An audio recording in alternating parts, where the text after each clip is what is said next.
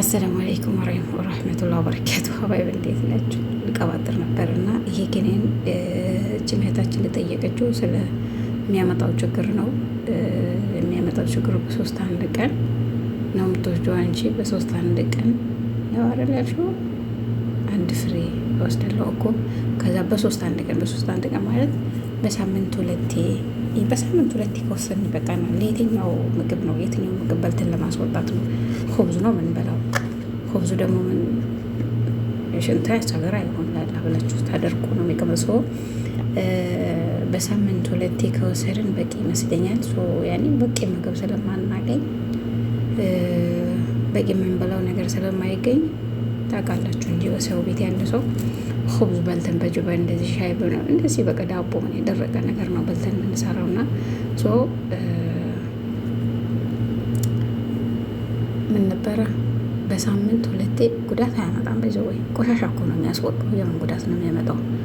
ቆሻሻ እኮ ነው የተጠራቀመው የተከማቸው እዛ ተድበል ብሎ የተቀመጠው ሰባብሮ ነው የሚያወጣው። እሱ እኮ ነው ለማህፀን መንሸራተት የሚደረገው ማለት ነው። ታውቃላችሁ ይሄንን ያ ተድበል ብሎ ይቀመጥና ይከማቻል፣ ይጠራቀማል። ለማስወጣት ስንሞክር ያስቸግራል፣ አይወጣም፣ ምጥ ይመጣል ማለት ነው። ያኔ ታመጣላችሁ ያንን ለማስወገድ ስትፈልጉ። ሰው በምጥ ስለሆነ የማህፀን መንሸራተት የሚመጣው። ስለዚህ የጨጓራ በሽታ ሁላችንም የጨጓራ በሽተኞች ነን። ግን የሆነ መድኃኒት አለ ሞክር እነግራችኋለሁ እናንተም እና በሳምንት ሁለት ጊዜ ብንወስድ በቂ ነው ብዬ ነው የምናስበው። ምክንያቱም እንደነገርኳችሁ ነው በቂ የሚበላ ነገር አናገኝም። ያኔ እንዳልኳችሁ ሆነ ልክ ልጅ አንቺ እህታችን እንዳለች ኹብዝ በልተን ኹብዙ ደግሞ በልታችሁት በሰውነታችሁ አይወድቅ ሄዶ ማድሬት እንደሚሄድ። ስለዚህ በሳምንት ሁለቴ ራሳችን ይሄ ልክ እንደ ሰነመኪው ነው ሀባይ፣ ልክ እንደ ሰነመኪው ነው የሚያስወግደው የሚያጽደው።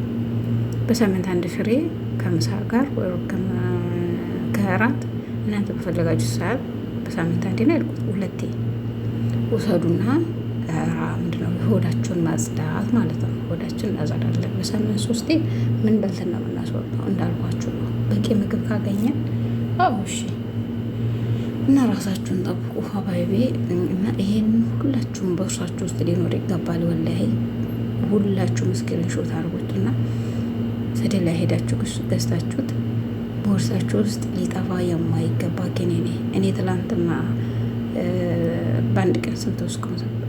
እራት ምሳ ቁርሳ ላይ ሰውየው ከዛ 3 ፍሬ ወስጄ አላስቀምጣለኝ እኮ ሲያራሩጥ ሀማም ማለት ነው። ስለዚህ ሀማም ስለሚያራሩጥ በቀን አንዴ ይበቃል። አንድ ፍሬ በ3 ቀን በሳምንት ሁለቴ ማለት ነው። ሰው ትክክለኛ ሰገራ ጤናማ ሰገራ በሳምንት 3 ጊዜ ነው ማስወገድ የሚቻለው። ግን ደግሞ እንዳልኳችሁ ነው እኛ ምግብ እጥረት ስላለብን ያንን ኬት እናመጣዋለን። ስለዚህ ሀባይ በኸላስ ጉዳት የለውም ሀባይ ጉዳት የለውም። በሳምንት ሁለት የተጠቀሙት አንድ ፍሬ ማለት ነው። በቃ ራሳችሁን ጠብቁ።